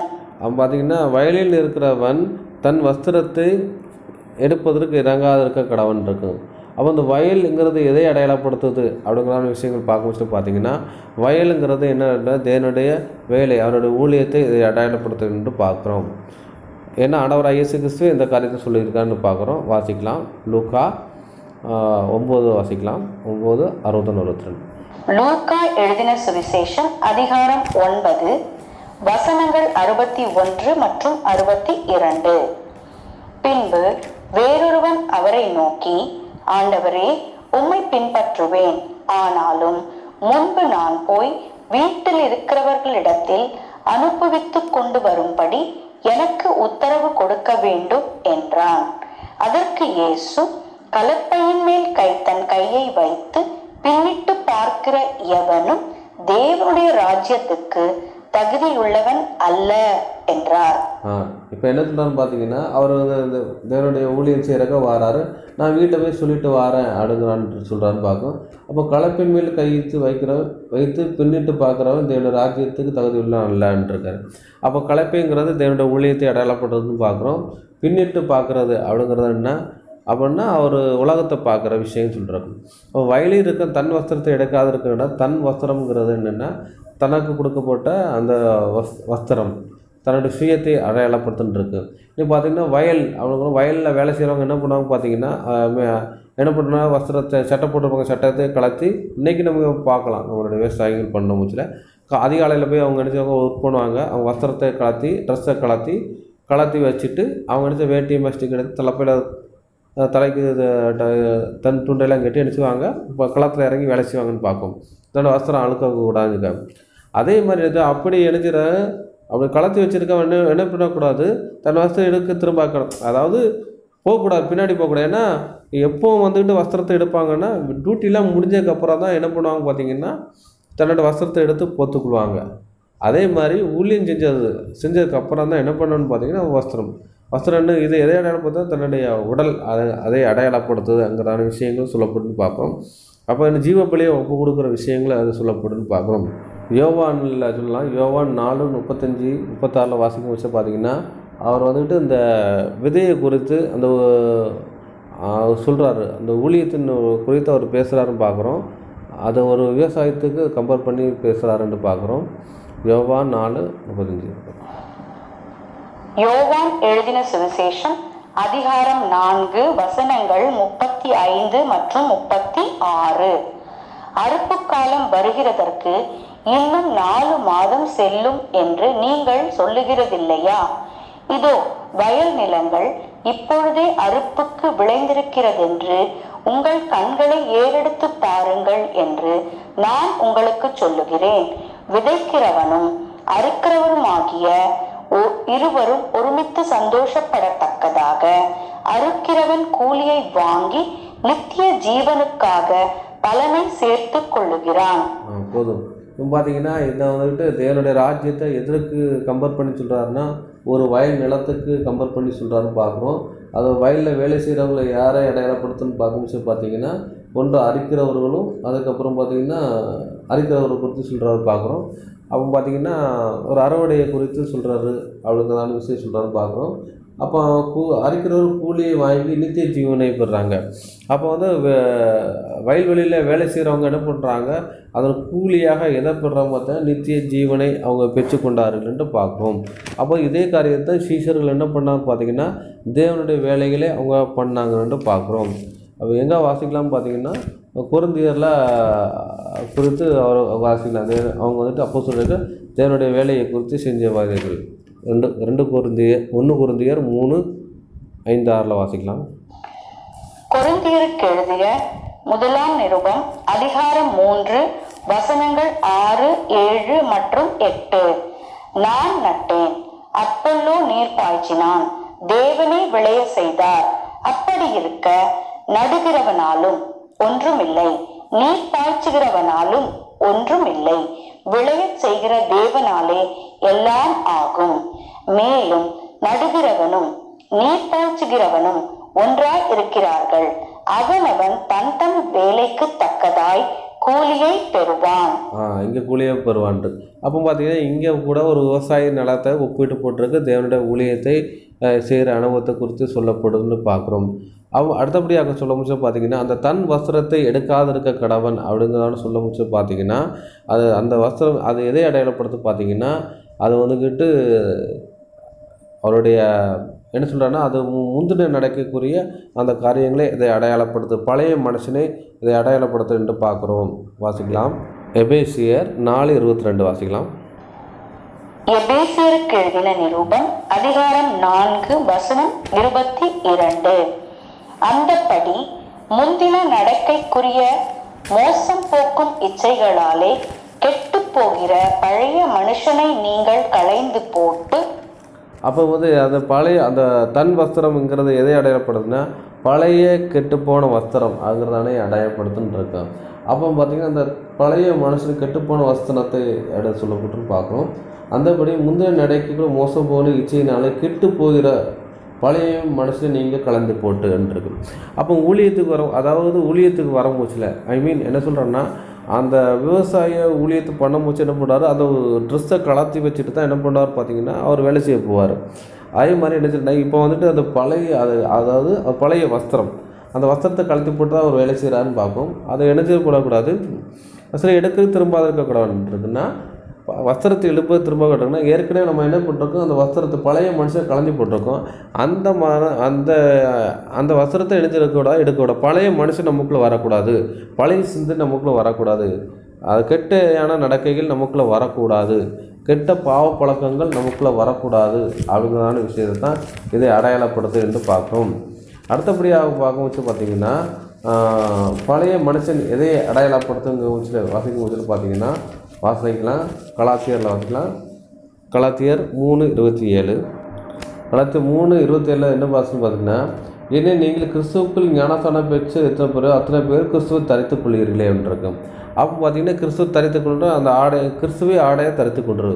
அப்போ பழைய மனுஷன் கலந்து போட்டு கிறிஸ்துவின் தரித்து கொள்வது, புதிய ஆடையை தரித்து கொள்வது. எப்படி நம்ம வந்துட்டு ஒரு வேலையை செஞ்சதுக்கப்புறம் சொல்லிட்டு பழைய ட்ரெஸ்ஸை கலந்து போட்டுருவோம், நம்மளோட வேறு ஸ்மெல் மற்ற எல்லாம் இருக்கும் கலந்து போட்டு குளிச்சுட்டு ஃப்ரெஷ்ஷான புதிய ஆடையை அணிந்து விட்டுருவோம். அதே மாதிரி இந்த புதிய ஆடை யாரை அடையாளப்படுத்தினா இது ஆண்டவராக இயேசு கிறிஸ்துவை இதை அடையாளப்படுத்துது என்று பார்க்குறோம். அடுத்தபடியாக வாசிக்கலாம். இதோட மத்தேயு சுவிசேஷம் 24:19. அந்நாட்களில் கர்ப்பவதிகளுக்கும் பால் கொடுக்கிறவர்களுக்கு ஐயோ அப்படின்னு இருக்கும். அப்போ வந்து கர்ப்பவதிகளுக்கும் பால் கொடுக்கிறவர்களுக்கு ஐயோ அப்படின்னு சொல்லப்பட்டிருக்கு. அப்போ வந்து அந்த கர்ப்பவதி என்றால் என்ன, பால் கொடுக்குற என்றால் என்ன அப்படிங்கிறான விஷயங்கள் பார்க்கணும். அப்போ வந்து கர்ப்பவதி யாரை அடையாளப்படுத்துது அப்படிங்கிறது பார்க்க பார்த்தீங்கன்னா அதே கலாத்தியர் 4:19 என் சிறு பிள்ளைகளே கிறிஸ்து உங்களிடத்தில் உருவாகும்போது நான் கர்ப்பவேதனைப்படுகிறேன் இருக்கு. அவங்க பார்த்திங்கன்னா அந்த கர்ப்பவதி யாரை அடையாளப்படுத்துனா சுவிசேஷன் சொல்கிற சுவிசேஷர்களை அடையாளப்படுத்துது, தேவனுடைய வேலை செய்கிற தேவனுடைய ஊழியர்களை அடையாளப்படுத்துது அப்படிங்கிற விஷயம் சொல்லப்படுது என்று பார்க்குறோம். அடுத்தபடியாக பார்க்கும்போது பார்த்திங்கன்னா அந்த கர்ப்பவதி யாரை அடையாளப்படுத்தும் பார்த்திங்கன்னா சபையை அடையாளப்படுத்துன்னு பார்க்குறோம். அதான் பார்த்திங்கன்னா வெளிப்படுத்தல் 12:2 சொல்லும் போது பார்த்திங்கன்னா அவள் கர்ப்பவதியாகி பிரசவ வேதனைப்பட்டு பிள்ளை பெறும்போது வருத்தப்பட்டு அலறினா அப்படின்னு இருக்கு. அந்த 12ஆம் அதிகாரத்தில் சொல்லும் போது பார்த்திங்கன்னா அந்த முதலாம் காலத்து சபையை குறித்து சொல்லப்பட்டிருக்கும். சபை எப்படி இருக்குன்னு சொல்லப்பட்டிருக்கும். அவன் ஸ்ரீ சூரியன் அணைஞ்சிருக்கார் அப்படின்னா அந்த சபை நீதி அணைஞ்சிருக்கு அவள் பாதத்தில் கீழே சந்திரன் இருக்குது. சந்திரன் ஒன்று சமாதானத்தை அடையாளப்படுத்தும், இன்னும் சந்திரங்கிறது அது என்ன சமாதானத்தின் சுசேஷத்தை அதை அடையாளப்படுத்தும் அப்படிங்கிற விஷயம் பார்க்குறோம். அவள் சிரசில் 12 நட்சத்திரங்களுக்கு இடங்கள் இருந்தது. யாருன்னா 12 அப்போஸ்தலருடைய உபதேசத்தை இதை அடையாளப்படுத்தும் பார்க்கணும். இப்போ என்ன பண்ணுற பார்த்து இவங்க பிரசவப்பட்டு பிள்ளை வரும்படி அலாரின்னான் இருக்கும். அப்போ பார்த்திங்கன்னா உண்மையான தேவனுடைய பிள்ளைகள், அதாவது அப்போஸ்தலர் தான் என்ன பண்ணுறாங்கன்னா ஒரு கற்ப வேதனைப்படுற அளவுக்கு உண்மையான சத்தியத்தை ஜனங்களுக்கு சொல்லி கொடுக்குறதான வேதனையில் ரொம்ப பிரயாசப்பட்டாருன்னு பார்க்கணும். அதுதான் இந்த கற்பவதி யாரை அடையாளப்படுத்தும் பார்க்க வச்சுன்னா சுவிசேஷம் சொல்ல சுவிசேஷர்களை இதை அடையாளப்படுத்துது என்று பார்க்குறோம். அன்புக்குரிய சகோதரர்களே, அடுத்தபடியாக பார்த்தா பால் குடிக்கிறவர்களுக்குன்னு சொல்லப்பட்டிருக்கு. அப்போ அந்த பால் குடிக்கிறவர்கள் யாரை அடையாளப்படுத்துன்னு பார்க்க வச்சுல பார்த்தீங்கன்னா அதுவும் ஒரு சுவிசேஷர்களை தான் அடையாளப்படுத்துது என்று பார்க்குறோம். அதான் 1 தெசலோனிக்கேயர் 2:7-8 வாசிக்கும் பார்த்தீங்கன்னா உங்களிடத்து பட்சமாய் நடந்து கொண்டோம். பால் கொடுக்கிற தாயானவள் தன் பிள்ளைகளை காப்பாற்றுவது போல நாங்கள் உங்களுக்கு வாஞ்சியாய் இருந்து தேவனுடைய சுவிசேஷத்தை உங்களுக்கு கொடுத்ததும் அல்லாமல் நீங்கள் எங்களுக்கு பிரியமானவர்கள் ஆனபடினாலே எங்களை ஜீவனை உங்களுக்கு கொடுக்க மனதாக இருந்தோம் அப்படின்னு சொல்லியிருக்கு. அப்போ பார்த்தீங்கன்னா பால் கொடுக்குற என்ன செய்கிறாங்க, பால் கொடுக்குற தாயான தன் பிள்ளைகளை காப்பாச்சு போல் ஒரு பிள்ளை எப்படி பார்த்தீங்கன்னா பிள்ளையை பெற்று அந்த குழந்தைய பெற்றதுக்கப்புறம் தாய் தான் பால் கொடுக்க முடியும். அப்போ ஒருத்தர் அனுப்புகிறாங்க ஒரு கற்ப வேதனைப்படுற மாதிரி ஒரு விஷயம் அவங்க படுறாங்க. அதுக்கப்புறம் பிள்ளை பெறுறாங்க. பிள்ளை பெற்றதுக்கப்புறம் ஒருத்தர் பால் கொடுக்காங்க அப்படின்றது. பிள்ளை யாரை விடுதுன்னா சத்தியத்தை புதியவங்க இவங்கள தான் அடையாளப்படுத்தும். இவங்களுக்கு பால் கொடுக்குற மாதிரி எடுக்கிறாங்க கொடுக்குறாங்கன்னு இருக்காங்க. அந்த பால் எதை அடையாளப்படுத்தணும்னா தேவனுடைய சுவிசேஷன் அதுன்றிருக்கு. களங்கமில்லாம் ஞானப்பால் சுவிசேஷன் அதை தான் என்ன பண்ணுறாங்க பார்த்தீங்கன்னா ஜனங்களுக்கு கொடுக்குறாங்கன்னு பார்க்கணும். கொடுத்து சொல்கிறாங்க எங்கள் ஜீவனை உங்களுக்கு கொடுக்க மனதாக இருந்தோம் அப்படின்றது. நீங்கள் எங்களுக்கு பிரியமானது இருக்குது அப்படின்னா எப்படி அந்த குழந்தையை பிரியப்பட்டு அந்த குழந்தைய தாய் பேணி காப்பாச்சரோ அதே மாதிரி என்ன பண்ணுறாங்க ஜீவனே கொடுக்க எங்களுக்கு உயிரையும் கொடுக்குறதுக்கு கடலானே இருக்கும் அப்படின்னு சொல்கிறாங்க. அப்போ அன்னைக்கு பார்த்தீங்கன்னா சுவிசேஷன் சொன்னாலே அவங்களுக்கு சிறைசேதப்படப்படுறாங்க. அவங்க என்ன பண்ணாங்க கொல்லப்படுற நிலவத்துறாங்க இருந்தாங்க. அதனால தான் பார்த்தீங்கன்னா எந்த நாசமோசங்களும் என் பிராணனே போனாலும் பரவாயில்ல நான் என்ன பண்ணுவேன் சுவிசேஷத்தை அறிவிப்பேன், அது என்மேல் எது கடமைன்னு சொல்லி அப்போ போன்னு சொன்னார்னு பார்ப்போம். அதே மாதிரி தான் சீஷர் எல்லாருமே அவங்க பண்ணினாங்கன்னு பார்க்கணும். அதே மாதிரி தான் பார்த்தீங்கன்னா எப்படி அந்த பால் எப்படி சுரக்கும் பார்த்தீங்கன்னா ரத்தத்தில் தான் பால் நினச்சா சுரந்து பாலாக குழந்தை கொடுக்குன்னு இருக்கும். ரத்தத்தின் பாதி அப்படின்னு அதே மாதிரி தான் பார்த்தீங்கன்னா ரத்தத்தில் தான் ஜீவன் இருக்குது அப்படின்னு சொல்லப்பட்டிருக்கு. அப்போ பார்த்தீங்கன்னா இவங்க ஜீவனே கொடுக்குறதுக்கு அவங்க கடனாளியாக முன் வந்தார்கள் அப்படின்னு சொல்லப்படுதுன்னு பார்க்கணும். அடுத்தபடியாக சொல்லப்பட்டு பார்த்தீங்கன்னா கொரிந்தியரில் 1 கொரிந்தியர் 3:2 குறித்து கூட இந்த பாலை குறித்து கூட சொல்லப்படுன்னு பார்க்குறோம். 1 கொரிந்தியர் 3:2 நீங்கள் பலன் இல்லாததனால் உங்களுக்கு போஜனம் கொடுக்காமல் பாலை குடிக்க கொடுத்தேன் அப்படின்றது. அப்போ பார்த்தீங்கன்னா பாலை குடிக்க கொடுத்தாத சத்திய வசனத்தை சொல்கிறீங்க. சத்திய வசனத்தை தான் இங்கே சொல்லுதுன்னு பார்ப்போம். பலமான ஆகாரம் கொடுக்க முடியும் முதல்ல நம்ம பாலை கொடுக்குற விஷயத்தை சொல்லப்பட்டிருக்கு. இங்கே யாராவது சுவிசேஷர்களை ஒரு அடையாளப்படுத்துகிற விஷயத்தை தான் சொல்லப்பட்டுன்னு பார்க்குறோம். அப்போ யார் கர்ப்பவதியும் பால் குடிக்கிறவர்களுக்கு அப்படின்னு சொல்லியிருக்கு. இந்த கர்ப்பவதியும் பால் கொடுக்குற யாரை தான் அடையாளப்படுத்தணும்னா சுவிசேஷன்னு சொல்கிற சுவிசேஷர்களை இது ஒரு போதகரத்தை அடையாளப்படுத்துன்னு பார்க்கணும். அவர்களுக்கு ஐயோ அப்படின்னு சொல்கிறது. ஏன் ஐயோ அப்படின்னு சொல்லி பார்க்கும்போது பார்த்தீங்கன்னா இவங்களுக்கு என்ன செய்றாரு ஒரு விஷயம் ஏன்னாவது அவங்களுக்கு ஒரு பாடுக்குள்ள ஒரு விஷயங்கள் போகுதுன்னு சொல்லி பார்க்குறோம். இன்னொன்று பார்த்தீங்கன்னா இவங்களை ஏன் ஐயோ அப்படிங்கிறதான விஷயம் சொல்லப்படும் பார்த்தீங்கன்னா அதுக்கு அடுத்த வசனம் என்ன சொல்லப்படும் பார்த்தீங்கன்னா அடுத்த வசனம் இயேசு கிறிஸ்துவினுடைய வருகையை குறித்து சொல்லப்படுற விஷயங்கள் சொல்லப்படும். அதனால் நீங்கள் என்ன பண்ணுவாங்க நீங்கள் ஓடிப்போது மாறி காலத்தில் ஓய்வு நாளாக சம்பாதிக்கவே வேண்டிக் கொள்ளுங்கள் அப்படின்னு சொல்கிறாரு. அப்போ பார்த்தீங்கன்னா சுவிசேஷகர் என்ன பண்ணுவான்னு பார்த்தீங்கன்னா சுவிசேஷர் சொல்கிறாங்க அவருடைய வருகையில் எடுத்துக்கொள்ளணும். அப்படி எடுத்துக்கொள்ளாமல் பார்த்தீங்கன்னா உங்களுக்கு ஐயோ ஒரு ஜட்ஜ்மெண்ட் இருக்குது அப்படிங்கிறதான விஷயத்தான் சொல்கிறான்னு பார்க்குறோம். அப்போ தான் அன்றைக்கி அடுத்த வசனத்தை நீங்கள் நம்ம 4ஆம் பாகம் இருக்குது. அந்த 4ஆம் பாகத்தை படிச்சுன்னா இந்த சத்தியம் புரியுன்னு பார்க்குறோம். அப்போ பார்த்தீங்கன்னா இங்கே ஐயோன்னா ஒரு ஜட்ஜ்மெண்ட்டுக்குள்ளே இங்கே போகிறாங்க. ஏன்னா யாரெல்லாம் உண்மையான சத்தியம் சொன்னாங்களோ குவாலிஃபைடாக என்ன போயிடுறாங்கன்னா அங்கே மேலே போயிடுறாங்க. அப்போ பார்த்தீங்கன்னா அதுக்கப்புறம் பார்த்தீங்கன்னா குவாலிஃபைடு இல்லாதவங்க அவங்க என்ன பண்ணுறாங்க பார்த்தீங்கன்னா அவர் கீழான ஒரு விஷயத்துக்குள்ளே போகிறாங்க என்று பார்க்குறோம். அதனால தான் பார்த்தீங்கன்னா யாக்கோப்பு 3:1 என் சகோதரர்களே அதிக ஆக்கினை அடைவோம் என்று அறிந்து உங்களுக்கு அநேகர் போதகராக இருப்பதாக அப்படின்னு இருக்கு. இப்போ ஐயோன்னா ஒரு ஜட்ஜ்மெண்ட்டு ஒரு நிலவரத்துக்குள்ள, அதனால தான் பார்த்தீங்கன்னா இவங்களை ஆக்கினைக்குள்ளே போயிடுறாங்க, ஜட்ஜ்மெண்ட்டுக்குள்ளே போகிறாங்க, அந்த விஷயத்தை சொல்லப்படுறது அப்படின்னு பார்க்குறோம். அடுத்தபடியாக பார்க்கும்போது பார்த்தீங்கன்னா 1 கொரிந்தியர் 4:19-20-21 சொல்ல முடிச்சுல பார்த்தீங்கன்னா தேவனுடைய ராஜ்யம் பேச்சில் இல்லை பலத்தில் இருக்குது அப்படிங்கிறதான விஷயம் சொல்கிறான்னு பார்ப்போம். அதனால் போதித்தா மாத்திரம் கிடையாது, அது என்ன பண்ணுறோன்னா தேவனுடைய சத்தியத்தை பற்றி ஒரு வாழ்கிற ஒரு வாழ்க்கையை இதை அடையாளப்படுத்துது அப்படிங்கிறான விஷயம் சொல்லப்படுதுன்ட்டு பார்க்குறோம். அதனால தான் பார்த்தீங்கன்னா லூக்கா 17:1 சொல்ல போச்சுல பின்பு அவர் தமிழ் சீஷர்களை நோக்கி சொல்கிறாரு, இடல் வராமல் போவது கூடாத காரியம் ஆகிலும் எவனால் வருகிறதோ அவனுக்கு ஐயோ அப்படின்றிருக்கும்.